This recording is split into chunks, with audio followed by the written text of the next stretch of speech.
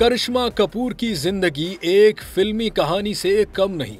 शोहरत, मोहब्बत, सदमे और नई शुरुआत से भरपूर। अभिषेक बच्चन से मंगनी टूटना उनके लिए एक बड़ा झटका था। मद्दाह जहां कपूर और बच्चन खानदान के इत्तेहाद के ख्वाब देख रहे थे, वहीं अचानक मंगनी खत्म होने पर सब हैरान रह गए। करिश्मा ने बाद में इस दौर को अपनी जिंदगी का सबसे मुश्किल वक्त करार दिया और कहा कि उन्होंने खुद को एक खामोश खोल में समेट लिया था। उनके मुताबिक अगर खानदान का साथ न होता तो वो ये सदमा सह नहीं पाती। वाज़ेह रहे कि वक्त के साथ आगे बढ़ते हुए उन्होंने 2003 में बिजनेसमैन संजय कपूर से शादी की, जो कई बरस चली और 2 बच्चों की पैदाइश पर मुंतज हुई। लेकिन आखिरकार ये रिश्ता भी टूट गया था।